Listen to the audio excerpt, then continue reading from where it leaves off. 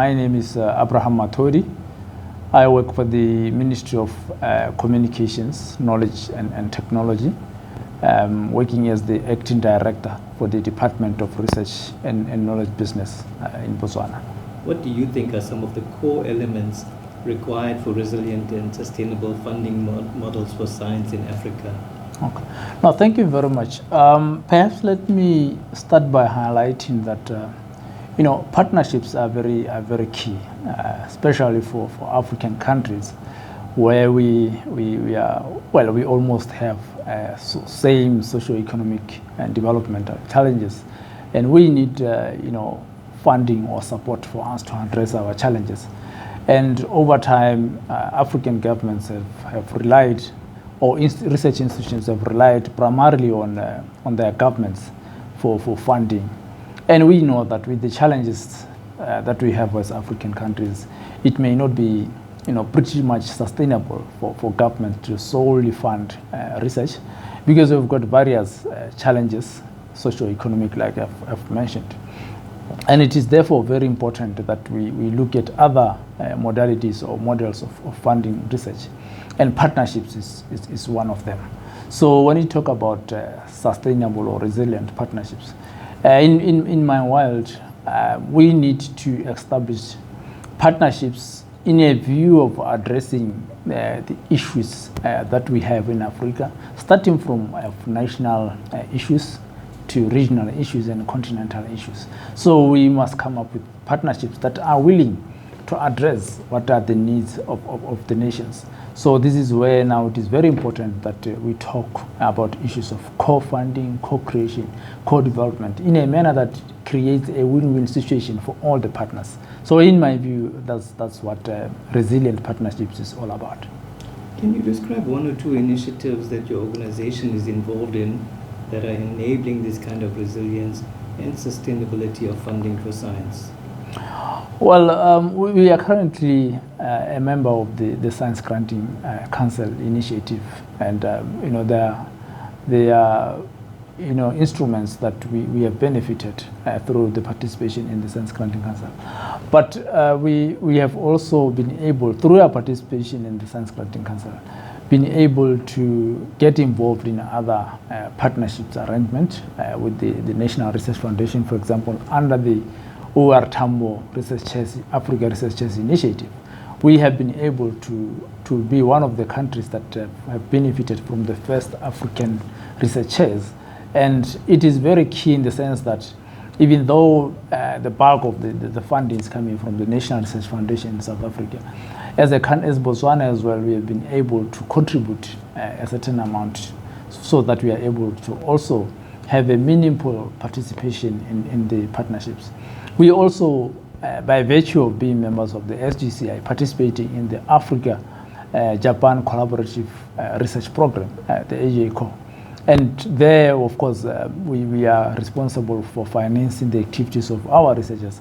But we see the synergies that is created by virtue of our researchers working with researchers from South Africa, researchers from Japan, and other members of the SGCI. So to us, that creates a lot of value in view of knowledge creation, knowledge generation, knowledge sharing, and impact insofar as funding that goes into those partnerships is concerned.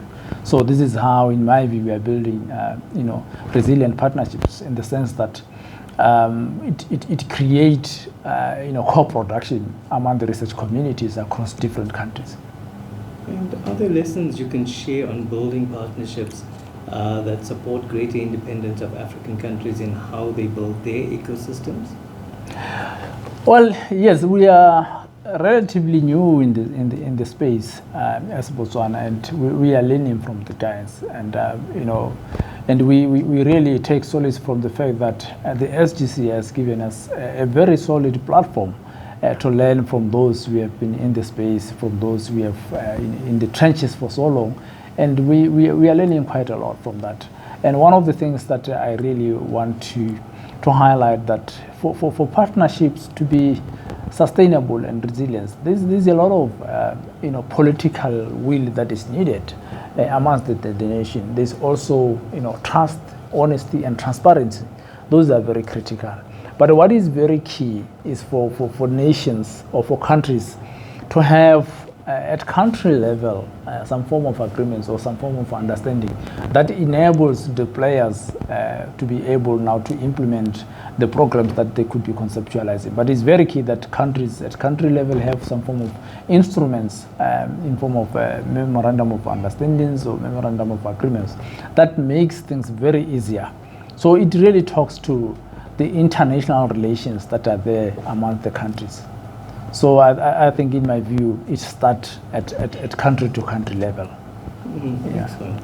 So, last question: how has your participation in the SGCI helped to increase visibility, voice, and also open doors for your council within the country's science, technology, and innovation system, within the African science ecosystem more broadly, and on the global science stage? Yes, our participation in the SGCI has really, contributed a lot insofar as our growth is concerned. Earlier, when I mentioned that we are very relatively new in the space in terms of, development, and technologically we are still very much far behind in terms of technological development. But since we got involved with the SGCI, we have seen a lot of traction insofar as funding for research is concerned, insofar as our visibility, even within the country is concerned, and regionally and continental and globally. To start with, Botswana, where we are right now, we still don't have a research council in the form of semi-autonomous or autonomous agencies like other countries. So over the past, we've been having a little bit difficulties in terms of funding our research. But since our participation in the SGCI, over the years between 2016 and now, in the intervening years, we have seen growth in terms of the money that has been channeled towards research, despite the fact that we still don't have a council. And we have seen a lot of traction in terms of the willingness to establish a research council, which will now be able to manage research funds.